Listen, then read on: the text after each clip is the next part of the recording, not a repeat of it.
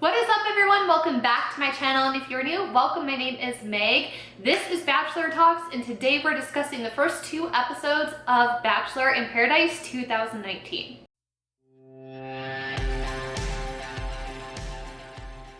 There is a lot to talk about, especially trying to cover like 3 hours worth of footage in hopefully a less than 20-minute video. So yeah, this is going to be long because I'm going to be covering both episodes in one episode of Bachelor Talks here on my channel. If you are new, hi, hello, welcome. I normally review The Bachelor and The Bachelorette, and this is my first time ever attempting to recap Paradise. So wish me luck. There is a lot of tea that has been spilled over the last 48 hours. So I know that the hot topic is obviously Kaitlyn and Blake, so I will go into more of that drama at the end of the video. In case you're over it, in case you're sick of it, you don't want to hear me talk about it, I'm not going to make you sit through my little rants during the recap. I'm just going to cover what was on the show involving the drama, and then we're going to talk about what's happened off camera at the end of the video. Like I said, if you are new, welcome. Be sure to hit the subscribe button and turn on the notification bell so you can be notified when my new videos are out. Give me a thumbs up if you are pumped for Paradise, because it looks like it is going to be so interesting this year. And let me know in the comments down below what other videos you would like to see from me. And I know Bachelor Nation gets very, very passionate when it comes to certain favorites that you have or about the show in general. So let's try to keep it nice and civil in the comment section, but also be sure to leave your thoughts down below. And if you have any tea to spill that I didn't cover in this video, also leave that down below. I always love to hear from you guys. I'm almost all the way through my coffee, so if I'm talking a million miles a minute, that's why, and I think it's really needed for this recap. So I'm just gonna kind of go in order of who was on Paradise and first impressions and who people were initially filling out, and then we'll see how that progresses. So first, to wind up on the beach, is Blake, and I was super, super excited to see him in Paradise. Blake was my favorite on Becca's season. If you've been with me since then, props to you, but I really liked him on Becca's season. Again, if you watch my recaps, you know I despise Garrett. So I was a little bit disappointed when Blake didn't win, so I was super excited to see him on Paradise because this is kind of like his time to shine, his redemption.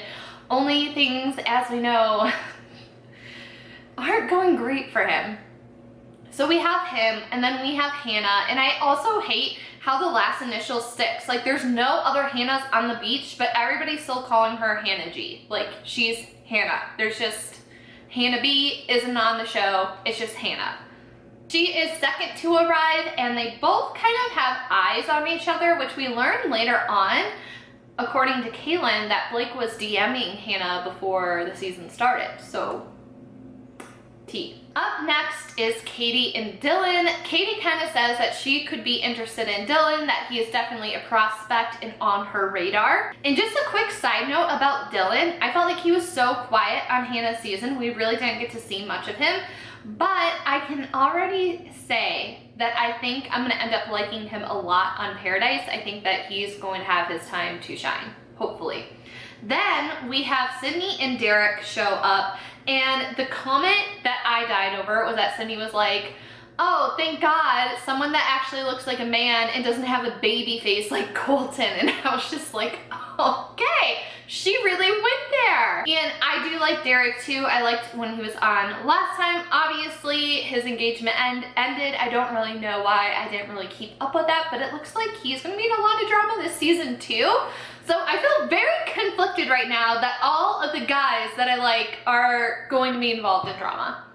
Then we have my personal favorite, Tayshia, come in. She was like my top favorite on Colton's season. I absolutely love her. She is, first of all, stunning. Like one of the most beautiful people I've ever seen in my life.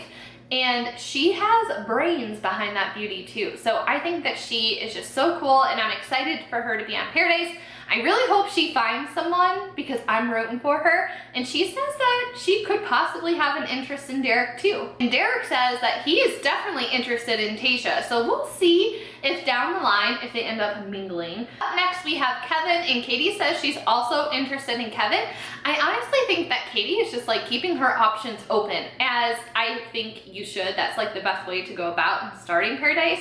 Like, yeah, you may have a top pick, but to be interested, say you're interested in everyone, is also a good start. And I don't even know, like Kevin, again, he was really quiet on Hanna's season. We really didn't get to know much about him, but from the few comments he's made and what I've seen in previews, he kind of looks a little bit douchey. So what are your thoughts on Kevin? Let me know. Next, we have Will's come aboard. He has come back for Paradise Round 2, and I really hope he finds someone again.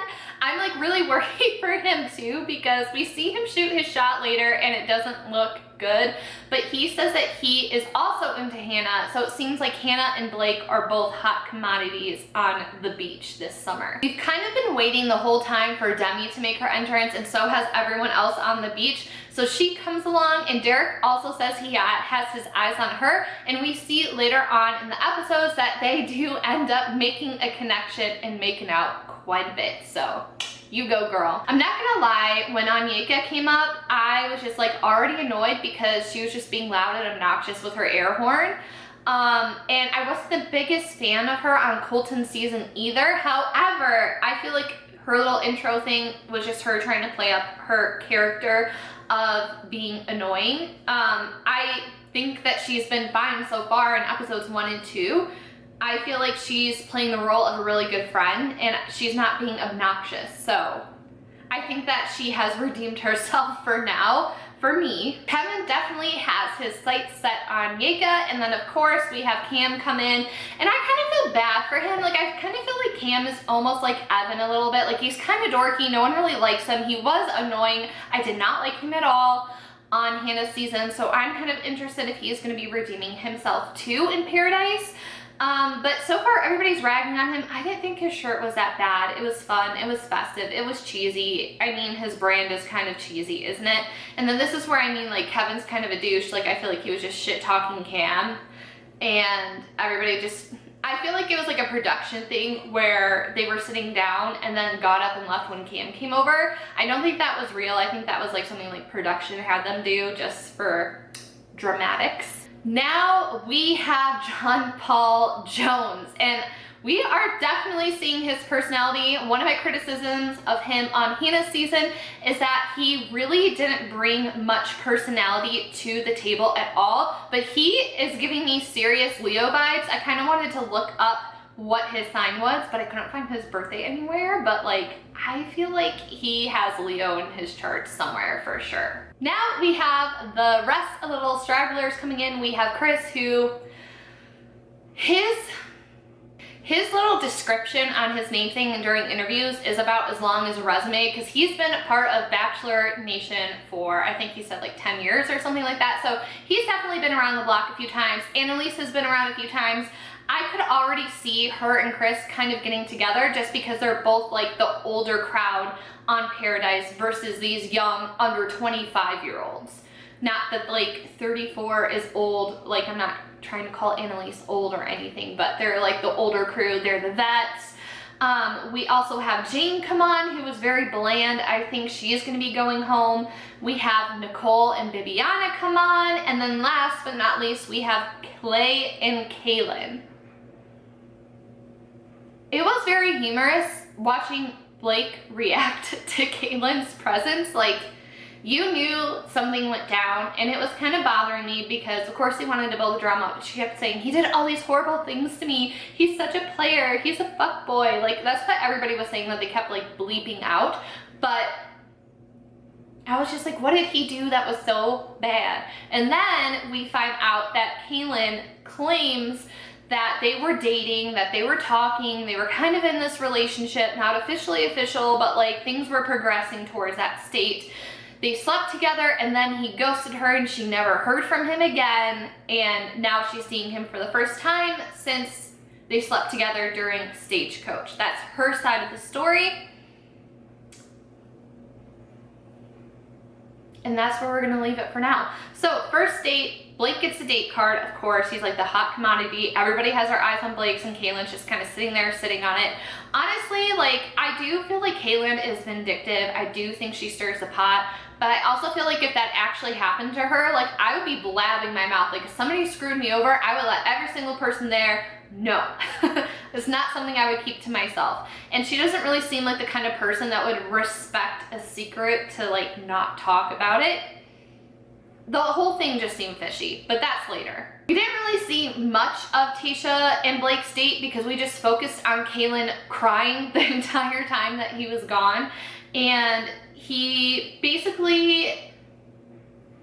basically opens up and says that not only do they have a one-night stand together, he was with Christina the night before, and the next morning he was DMing Hanna in bed and talking about how hot Tayshia was to her, which I will say that does make him look pretty bad, but there's always more to the story. I think that that's weird though. I can't imagine like sleeping with someone that, even if it's just like a one night stand or like friends with benefits situation, and like DMing other girls in front of them and like talking about how you want to hook up with other girls. That just seems weird. I don't know.